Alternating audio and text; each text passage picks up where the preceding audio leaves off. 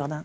C'est sinistre. C'est sinistre, je suis d'accord. C'est sinistre et je voudrais rebondir sur ce que Geoffroy Lejeune a dit à propos des agriculteurs.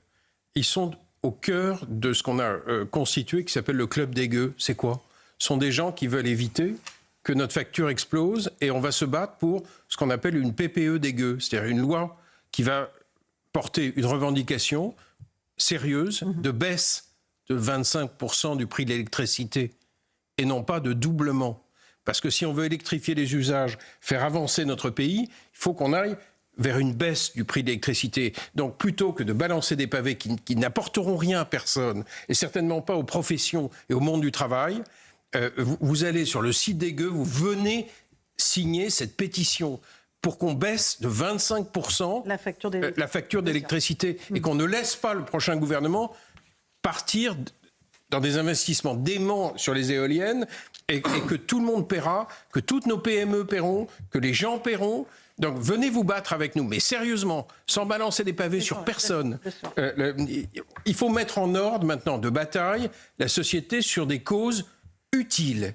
C'est ça. Donc vous allez sur le site, vous nous rejoignez. Gauthier Lebret. Ce que je note quand j'entends Alexandre Jardin, c'est que tout ce que touche Jean-Luc Mélenchon est transformé en chaos, est gâché, est empêché. Et pas pour le monde du travail. Et parce que vous êtes empêché de vous mobiliser, oui. Les travailleurs sont empêchés de se mobiliser. On se retrouve avec un restaurant qui a pris feu. Alors j'ai bien entendu la procureure de la République qui a dit que c'était probablement dû à des palettes de gaz lacrymogène. Enfin, ces palettes de gaz lacrymogène n'auraient pas été là s'il n'y avait pas des manifestants qui n'en sont pas et qui sont des factieux en face qu'il fallait réprimer. Donc voilà. Mais ma crainte, c'est que ça ne soit même pas contre-productif pour la France insoumise. Tout ce que fait Jean-Luc Mélenchon jusqu'ici lui fait augmenter son nombre de voix. Donc, si vous voulez, il a eu plus de voix au moment de la dissolution. Il baisse. Non, il baisse pas. Je suis désolé, il baisse pas. Les européennes, il a jamais fait un tel score aux européennes. Évidemment, la dissolution, le NFP est malgré tout, sans majorité, arrivé en tête après la dissolution, devant le Rassemblement national. Évidemment, il y a eu la stratégie du Front républicain et des désistements. Et donc, il engrange. De toute façon, il n'est pas fou. S'il pensait que le calcul politique était vraiment trop néfaste, il le ferait pas. Donc, à partir de quand est-ce qu'on atteint la limite et à partir de quand les électeurs vont se dire non, là c'est trop, là c'est plus possible. Je ne le sais pas. Je ne suis pas sûr qu'on ait atteint cette limite, malheureusement. Cette affaire du drapeau français, elle est pas unique, elle n'est pas insolite, elle révèle un problème plus profond, plus large. C'est-à-dire qu'aujourd'hui, dans des zones, on ne peut plus mettre un drapeau français. On prend des risques. Je rappelle également ce qui s'est passé à l'Arc de Triomphe.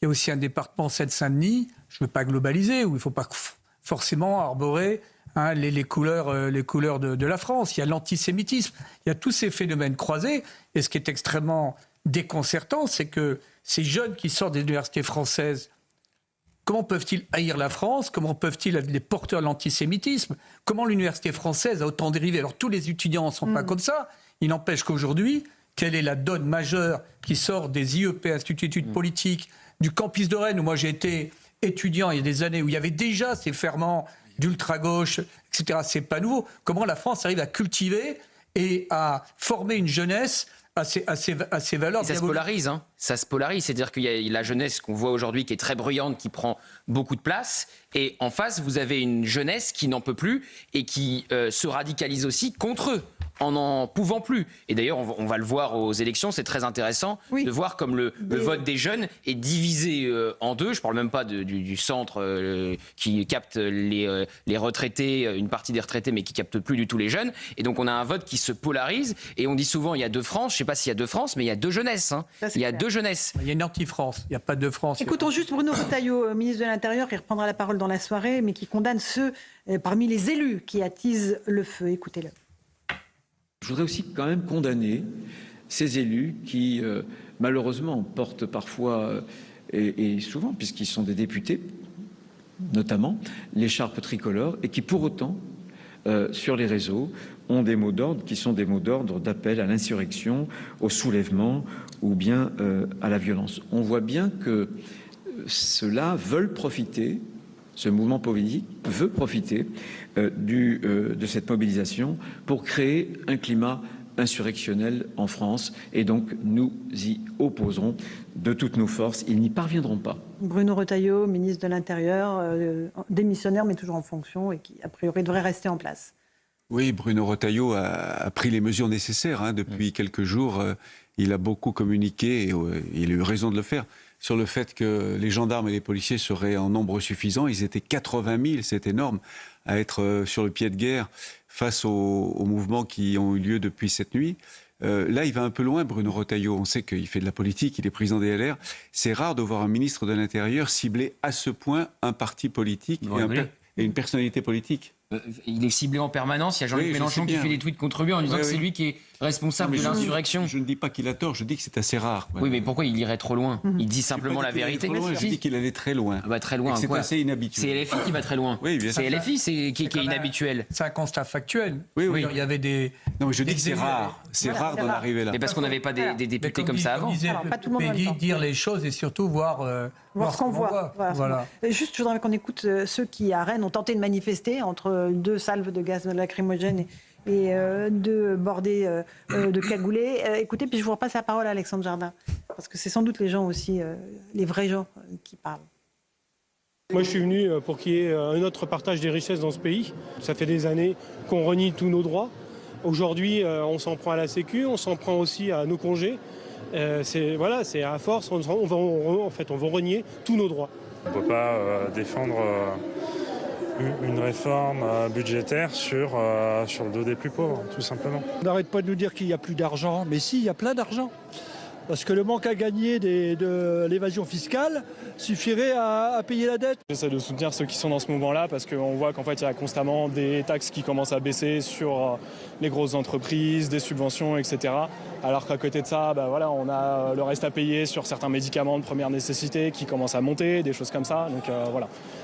Moi, c'est purement pour ça. Bon, c'est un fatras un peu idéologique, Alexandre Jardin. Mais qu'est-ce que vous dites à ces gens-là? Je dis que si collectivement, on ne bouge pas nous-mêmes pour mettre sous pression la vie politique sur des causes concrètes, des solutions concrètes, et notamment si on ne prend pas une autre direction économique. Si vous avez 1% de croissance, il faut 70 ans pour que le niveau de vie double. Ça veut dire qu'une génération ne le voit pas. Ça veut dire que vous avez cette société-là, où tout le monde se déteste. Donc, si on n'est pas foutu collectivement de remettre en route notre moteur économique et qu'on reste à 1% ou 0,5%, on va avoir cette société-là de détestation réciproque. Et lorsque vous avez dit tout à l'heure qu'il y avait cette radicalisation, pourquoi est-ce que nous, on a monté ce mouvement? Pour refaire de l'unité nationale. Parce qu'à un moment donné, il va bien falloir en refaire.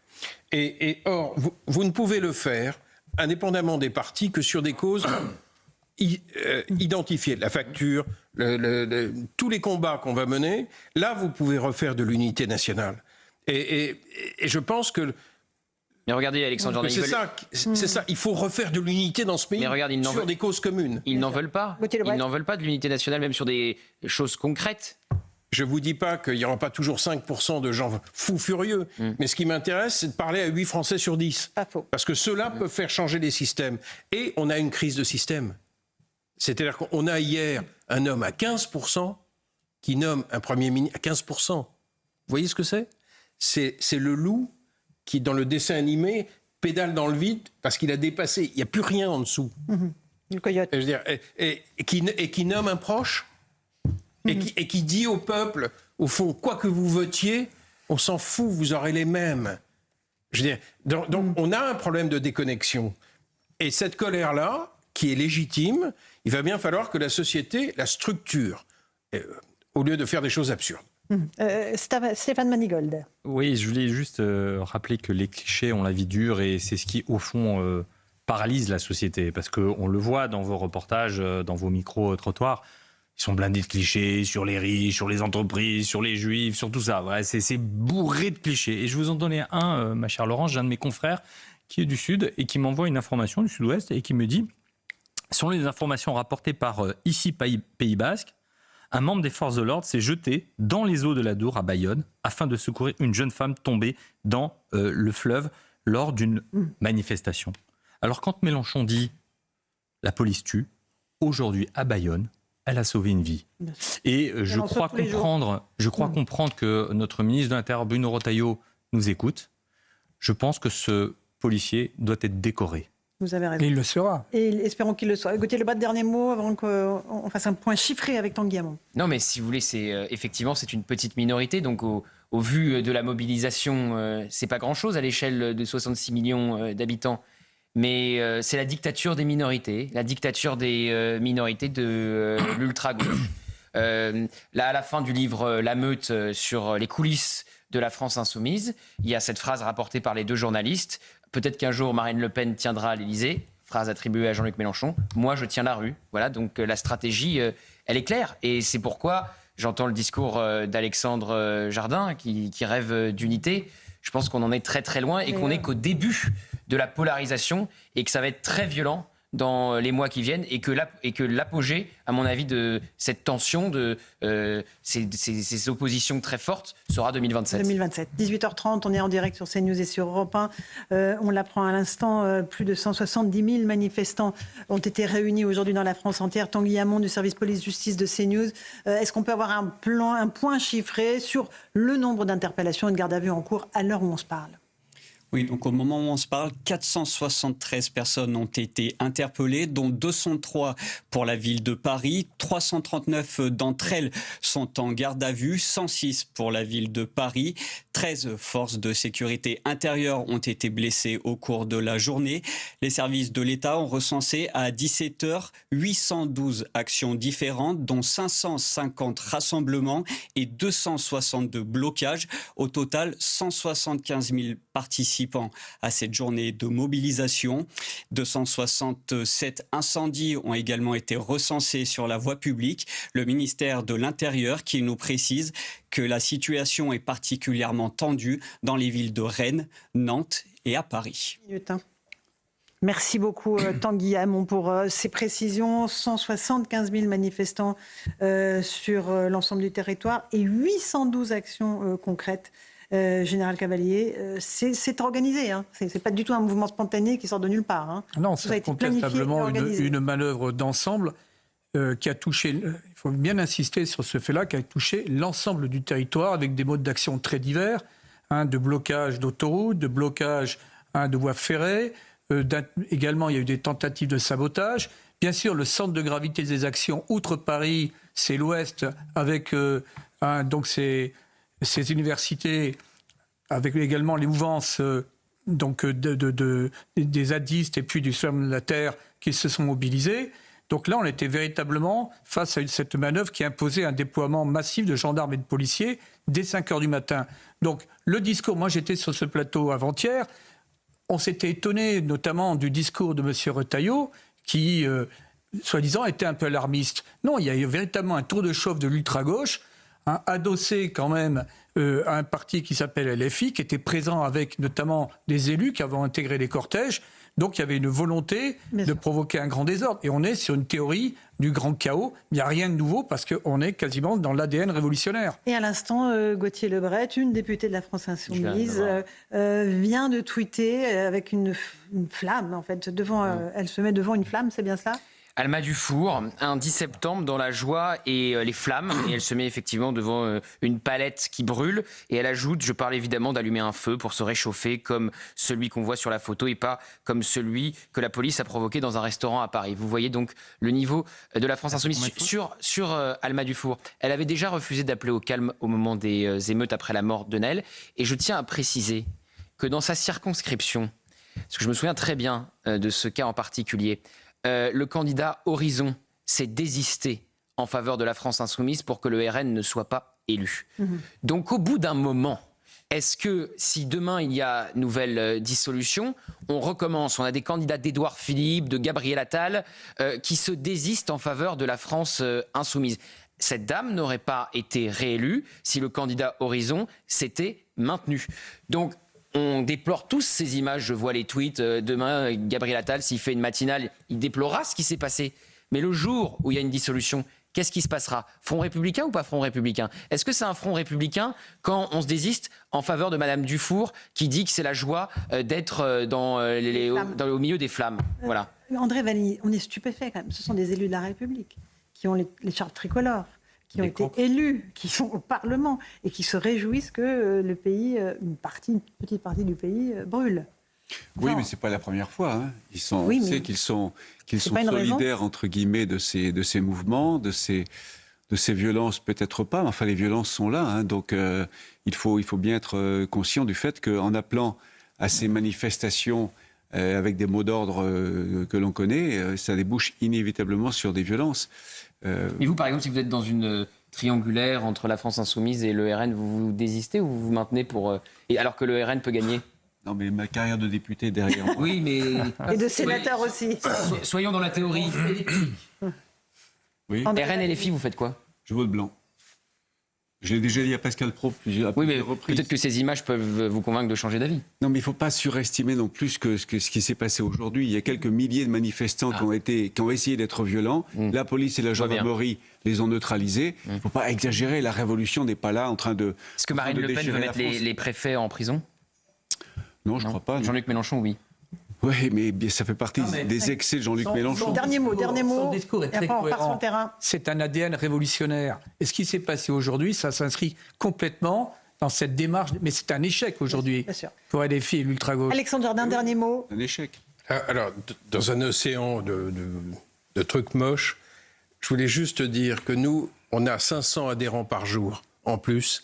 Et que pendant que j'étais en train de vous parler, le site vient à nouveau de sauter. Ben voilà, ça, c'est l'effet punchline. C'est-à-dire l'effet punchline. C'est une telle vague. Mais donc, plus c'est négatif, plus il y a au fond du pays l'envie de construire. Et heureusement qu'il y a deux forces. Mais oui, donc à un moment, on reste un grand peuple. On y arrivera. Dernier mot, c'est Van Meningen. Du coup, La République avec Bruno Retailleau a marqué un but. La République avec Gérald Darmanin a marqué un but. Moi, je dis, vive la France, vive la démocratie et vive la République. Et je crois que M. Lecornu, qui est nouveau Premier ministre, faut surtout pas qu'il nous enlève Gérald Darmanin et Bruno Retailleau. Je ne crois pas que ce soit au programme. Je ne crois pas que ce soit au programme. Il faut qu'il les garde.